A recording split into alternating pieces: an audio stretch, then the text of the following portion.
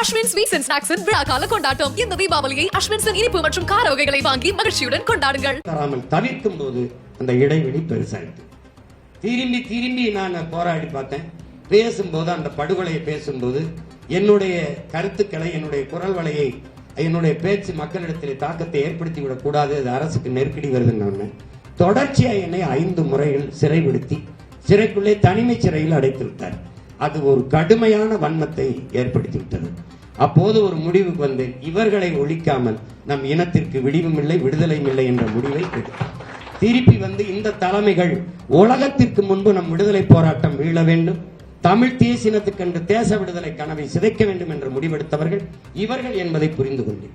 உலகத்திற்கு முன்பு பிரபாகரன் பயங்கரவாதி என்று பழி சுமத்தி அழிக்க துடித்தவர்கள் இவர்கள் என்பதை புரிந்து கொண்டு நம் இனத்தின் பிணத்தின் மீது நாற்காலி போட்டு பதவியை அணிவித்தவர்கள் இவர்கள் என்று முடிவு செய்து இவர்களை ஒழித்தால்தான் தமிழ் மீளும், தமிழன் ஆளுவான், தமிழ் தேசிய இனம் பாதுகாப்பாக வாழும் என்ற முடிவுக்கு வந்து இந்த அரசியல் பெரும்படையை கட்டி, இது காலம் என கிட்ட கட்டளை, வரலாறு தந்த பெரும் பணி. அதை நீங்கள் புரிந்து கொள்ள வேண்டும். எந்த ஒரு வரலாறு எந்த ஒரு தலைவனின் வருகைக்காகவும் காத்திருந்ததில்லை, காத்திருப்பதில்லை. இருப்பதில் ஒருவனை தேர்வு செய்து அவன் கையை பிடித்துக் கொண்டு நடந்து போய்விடும். அப்படித்தான் அந்த நிலத்தில் என் தலைவனின் கையை பிடித்துக் கொண்டு நடந்தது. இந்த நிலத்தில் எளிய மகன் என் கையை பிடித்துக் கொண்டு இப்போது நடந்து கொண்டு போகிறது. நாளை என்ன வேணுமானாலும் நடக்கலாம். அதனால் அரசியல் என்பது எங்கள் பிறவி கடமை, நாங்கள் பிறந்த இனத்திற்கு செய்ய வேண்டிய வரலாற்று பெரும் பொறுப்பு பணி என்பதை உணர்ந்து இந்த களத்திலே நாங்கள் செய்து கொண்டு இருக்கிறோம். அதனால் நாங்கள் வந்தது பதவிக்காக அல்ல, என் மக்களின் உதவிக்காக, மக்களை வைத்து பிழைக்க அல்ல, மக்களுக்காக உழைக்க, பணத்திற்காக அல்ல, பிறந்த பெருமை மிக்க தமிழர் என்கிற இனத்திற்காக, அதன் மானத்திற்காக என்பதை நீங்கள் புரிந்து கொள்ள வேண்டும்.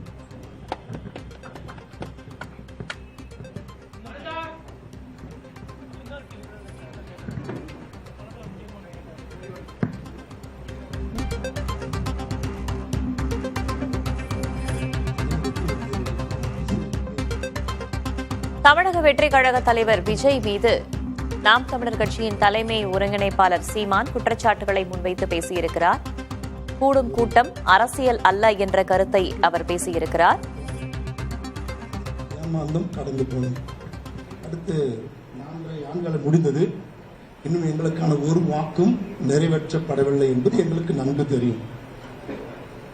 எங்களுடைய சபைகள் இருக்கிற வாலிப பிள்ளைகளும் வாலிப சகோதரிகளும் நாங்கள் கேட்கும்போது, யார் உங்களுக்கு ஒரு ஆளுகைக்குள் வந்தால் நம்முடைய உரிமைகளை பெற்றுத்தர முடியும் என்று கேட்கும்போது எல்லாரும் பொதுவான கருத்து அண்ணன் சீமான் வர வேண்டும் என்றுதான் ஒரு ஆசை, ஆவல் எல்லா இடத்திலும் இருக்கிறது. அதை நாங்கள் வரவேற்கிறோம். 8.5% எப்பொழுது 38% மாறும்? என்னோட முதல் கேள்வி. இரண்டாவது, எங்களுடைய வேதாகம் சொல்ல அந்நிய கண்கள் அல்ல, எங்கள் சொந்த கண்களே காணும் என்று ஒரு வார்த்தை இருக்கிறது. அதன்படி அண்ணன் சீமானாகிய நீங்கள் தமிழக சட்டப்பேரவை நின்று செந்தமிழ் சீமானாகிய என்னும் நான் என்று சொல்லக்கூடிய நாள் எந்த வருடம் வரும் என்று உங்களுடைய கணக்கின்படி வைக்கப்படும் என்று சொன்னால் உரிமைகளுக்காக காத்திருக்கிறோம். உங்களுடைய எழுப்பதுடைய வார்த்தைகள், எழுச்சுள்ள வார்த்தைகள் வாழ்வில் மாற்றுகிறது. ஆனால் உரிமை தருகிற இடத்தில் நீங்கள் கடந்து வந்தால்தான் அந்த உரிமைகளை எங்களால் பெற்றுக்கொள்ள முடியும், நாங்கள் சமாதானமாக இருக்க முடியும். அந்த கனவு நனவாகும் அந்த வருடம் எந்த வருடமா இருக்கும் என்று உங்களுக்கு ஒரு கணக்கு இருக்கு இல்லையா? அந்த கணக்கை நாங்களோட கேட்கிறோம்.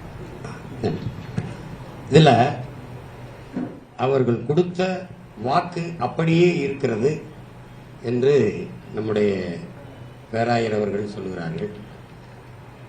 அந்த வாக்கு அவர்களிடத்திலே அப்படியே இருக்கிறது. அந்த வாக்கை நிறைவேற்றிக் கொள்ளக்கூடிய வாக்கு நம்மிடத்திலே இருக்கிறது, இன்னும் நம்மிடத்திலே இருக்கிறது. அதிலே அவர்கள் சொல்லுகிறார்கள், எப்போது அந்த இடத்திற்கு வருவீர்கள்? 8 என்றைக்கு 32 ஆகும் என்று கேட்கிறார்கள்.